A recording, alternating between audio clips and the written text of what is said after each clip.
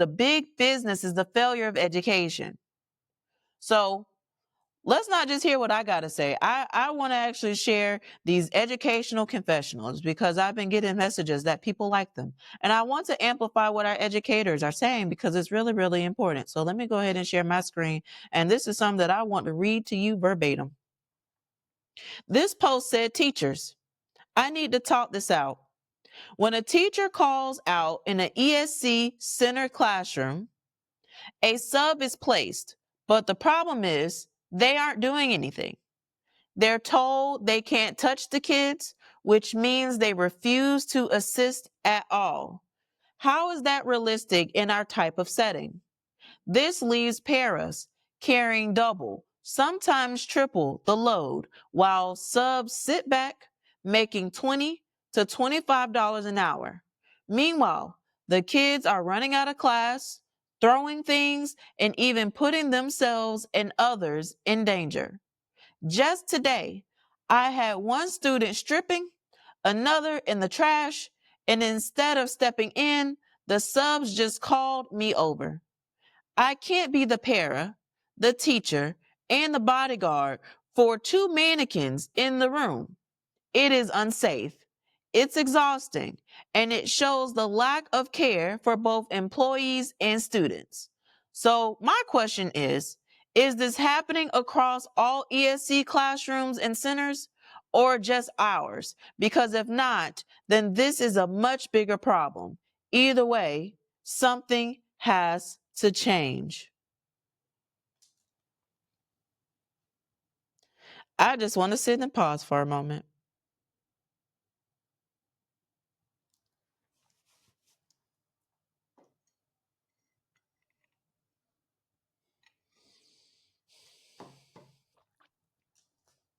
One of the comments said, I'm a sub and have subbed at centers and access classrooms in the past.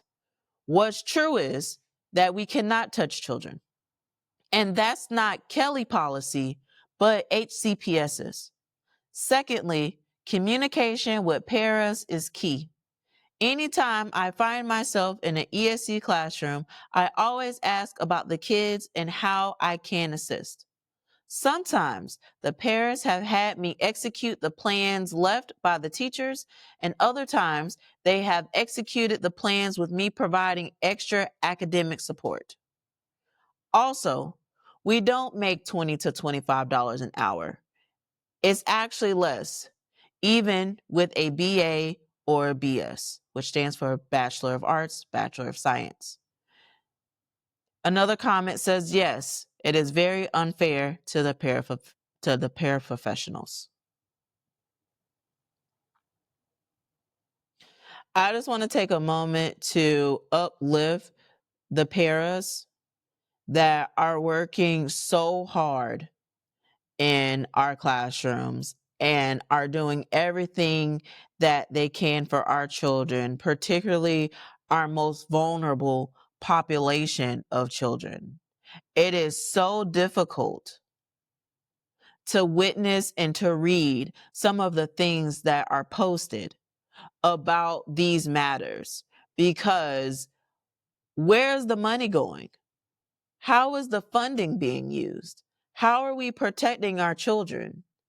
And while I understand that due to legalities and, responsibilities, there are things that are put into place to protect contractors that are coming into the classrooms, but ultimately something does have to change, which is why I'm looking to the lawmakers that make policy, that put their name on a ballot to say, hey, vote for me.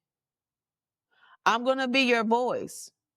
I'm going to advocate for the children. I'm going to make sure that schools are safe. And then once they get into the position, poof, it's all about titles and what events I could go to and what headlines I could be featured on. And it's not all, it's some. However, it is a problem. I have witnessed it and have seen it firsthand how politics can change people. And Florida politics in particular, There are so many lies, there are so many secrets, and there are so many things that are happening at that Capitol. Our children deserve better, and our parents deserve better. So I just want to take a moment to give a round of applause to the person that posted this, but also to the paraprofessionals that are in the field that are doing the work, because they deserve all the praise and to be properly compensated for the work that they do.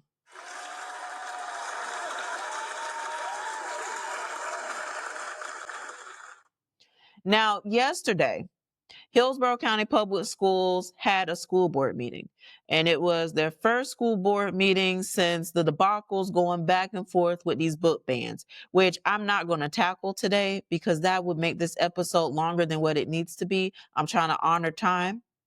However, there are some educators that went to the school board meeting to speak out, and I want to amplify their voices today because of the things that were shared. I talk about optics over outcome. And while we have the media to say, oh my gosh, look at how great these things are happening and how great these things look, the reality is our teachers are continuing to ask for help. So let's go ahead and start with Rebecca and what they had to say at the school board meeting. Let's roll the clip. Rebecca Bohr. I am a teacher at Riverview High School. I teach reading to mostly 9th and 10th, occasionally 11th and 12th. I'm here today to urge the board to accept HCTA's proposals and to speak about my experience as a teacher in our county. Every day I come to work, first thing I do is I check focus for the new students who have been added to my roster, because I have new students added every single day. So I have to adjust seating charts and squeeze in more desks and figure out how maybe make new printing copies of things so that I can accommodate all of my new students as my classes continue to grow. Every day I hear from my students complaints about how they have classes with no teacher in them because there are vacancies. And we're now 3 weeks into school and they don't have a teacher, and we don't know if and when they're going to get a real teacher who is qualified and knows their subject matter and loves their subject matter the way I love teaching reading. It's really hard to go to work and deal with all of these things, especially when we aren't getting paid appropriately. We are in contract negotiations and we're 3 weeks into school. It's 4 weeks that I've been back at work with pre-planning, and we're still negotiating our salaries for this year? That's crazy to me. What other job do you have negotiations and you're deciding what we're going to do, and we're expected to continue to work and to expect to put up with these conditions? I don't understand how I'm expected to keep doing more and more, but I have less. When I look at my paycheck, I can't pay for all the things. My mortgage keeps going up because of housing insurance, and I've got my car payment. I've got my daughter's lessons. I've got different things that I have to take care of. And I need the board to support us teachers and other staff members through salary. I listened to all of the things being presented before it was our opportunity to speak tonight. And I heard about other programs that you're spending money on. And I know that there's different buckets and the money comes from different places and you're allowed to spend it on different things. But we need the money. We need the support. So I'm asking you, please, to support your teachers and staff members and accept HCTA's proposals. Thank you. Thank you.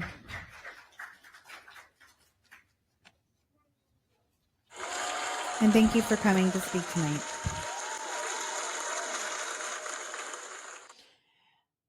It is really brave of educators to come out to the school board meeting to speak. It can be very nerve-wracking going up there, speaking to school board members, knowing that there's a possibility that the things that you might say, you'll get retaliated against or having a talking to. That's going to circle back in just a moment with someone that was speaking to the board yesterday. As someone who has been very active in going to school board meetings to advocate for our teachers deserving better and our children deserving better, we need more voices. We need more people showing up.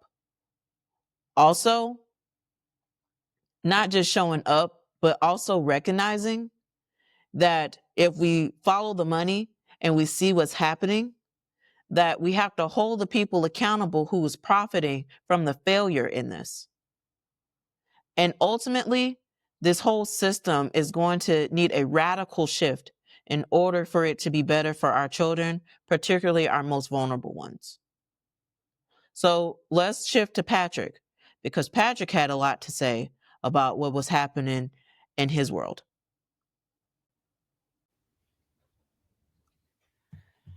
Good evening. My name is Patrick Lewicki. I am an economics teacher at Hillsborough High School. I come to you today concerned about the budget and concerned about negotiations. But let's start out on a positive note. I am grateful to wake up each and every morning to work for a school board that understands the needs of teachers. I don't think there's a single member here who feels negatively about the impact that we as teachers are having in the classroom.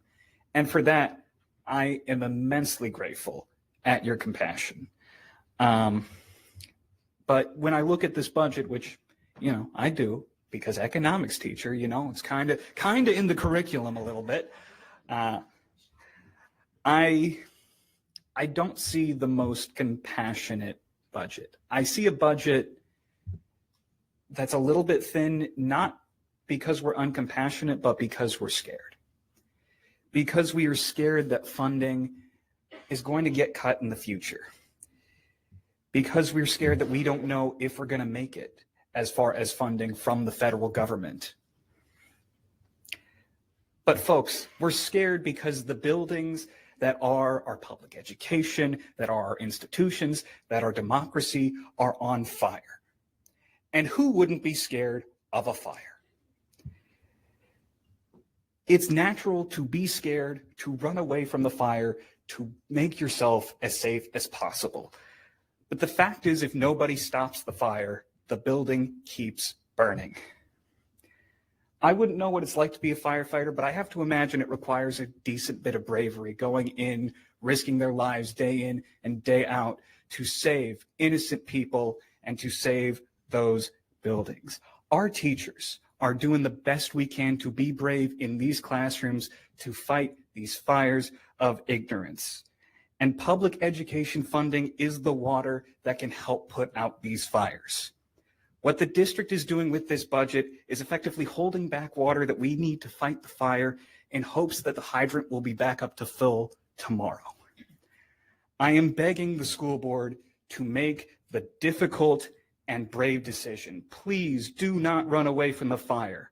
Get on your fire gear, join us, turn on the water, and let us fight these fires as hard as we can while we still have water. Because we cannot let these fires continue uncontained, lest our public schools, our institutions, and our democracy burn up in flames. Thank you very much.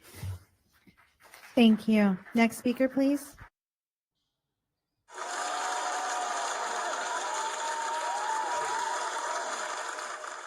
It makes me think of this gift that I post often. You're literally, let me loop it, okay? It's fine. Everything is fine, but everything is on fire. And it's not fine. Everything is not okay. And to Patrick's point, we're going to have to do something different because what is happening is not sustainable and hasn't been sustainable for some time. But this is a graphic that I used back in 2020, talking about our education system and how things are not fine. And we are almost 6 years later, and look at what is happening. So I just thank, again, the educators that are in the fight that talk about this because it's really, really important. So let's shift to Leslie, because Leslie had some things to say too. Good evening. My name is Leslie Adams. I'm a speech language pathologist, and I've been with Hillsborough County now for a little more than 24 years. Our employees are struggling. I mean, this is not new. We're all coming here to talk to you about this. While progress has been made, and we do thank you for that, we're still short of inflation significantly. Every single one of us is paying more for housing, more for utilities, more for car insurance, more for groceries. The last district proposal, which was not yesterday again, actually cuts pay for some of our staff by as much as $3,000, and that was emailed to you. With reduction and elimination of previously provided supplements. In addition, the small amount that was offered to add to each step does not even cover the increase many have experienced in 1 month's electric bill. Think about that. In a time where costs are skyrocketing, the district is offering a plan that would leave employees with less compensation than last year. Our employees cannot be asked to do more with less, especially when we're already struggling to recruit and retain qualified professionals. Pay cuts and inadequate raises harm morale, strain families, force qualified teachers, student services, and staff members to leave for private or contract positions, and ultimately impact students. What about the referendum, the word no one wants to say? That was sold to us as a supplement to our below average incomes. We were promised that it would not impact the district's willingness to continue to improve pay. We're seeing that as a whole different thing as part of the bargaining team. Board members, we need a proposal that moves us forward, not backwards. Our employees deserve wages that reflect their value, their dedication, and the realities they face every day. We ask you to do better for them and for our students. Thank you. So I just, again, want to applaud these educators for showing up and doing what needs to be done, because this is very serious. When we talk about these negotiations that's happening, a lot of educators are really upset about the process. And during negotiations, you have one educator that speaks out, talking about how they had to prepare and to make all of these different arrangements for the district to come not prepared. So let's go ahead and share this clip, because this just speaks volumes to how the district is not really doing this in good faith.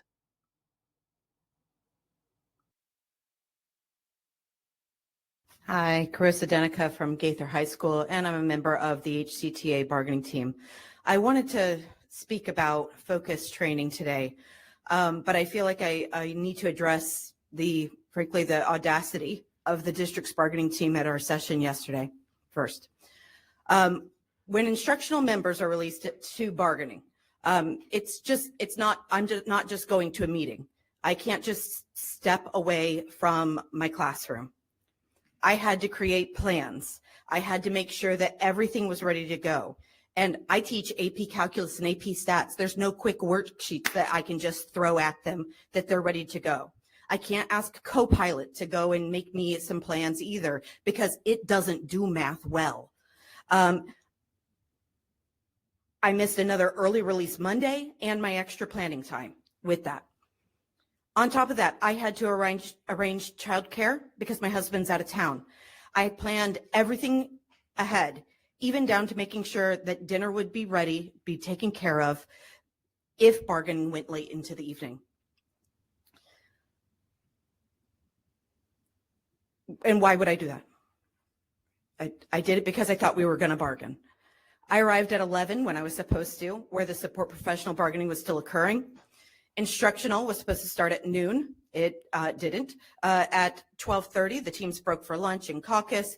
And when they came back around 1:30, the HCTA instructional offer was given to the district. At 2:40, the district came back and said they weren't able to give an offer and left. Just to clarify, my school was out at 2:30. So they left basically at the same time when I should have been saying goodbye to my students for the day. I made the plans. I rearranged my life, and the district came with nothing. This is not just a waste of time. It's a sign of disrespect for the educators who make the efforts to even be at the table.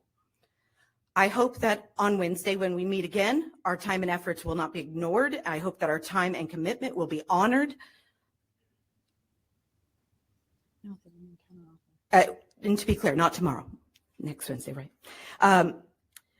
Because I have 30 seconds, focus training on August 15th, I sent an email to Mr. Ayers asking about what directions were given to principals about in-person training for focus. Right now we have Canvas course that's optional and annual training model that's not due until October 10th. I was just trying to seek clarification. Instead, that email got sent to Matt in charge of focus, and that got sent to my principal, and then that made me get a talking to after. I did not get in trouble, but the point is I was trying to get information, and that information was taken from me. Thank you.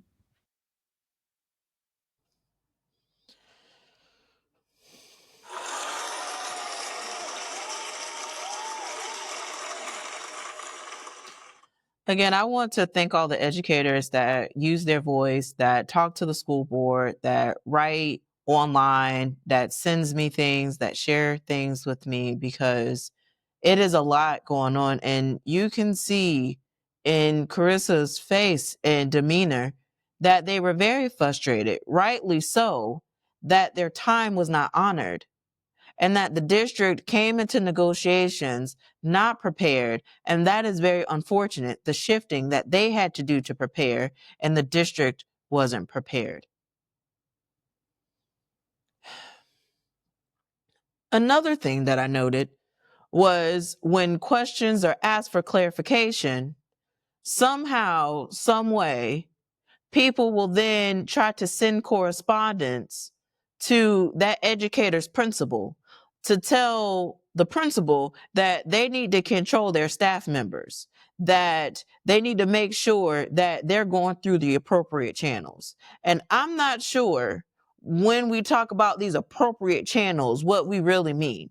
And I'm only speaking by experience, because I was told when I was blowing the whistle about the things that were going on, that there was a chain of command and that you shouldn't put things in writing because it makes it permanent. These are the things that I was told. And this was back in, I don't want to go that far.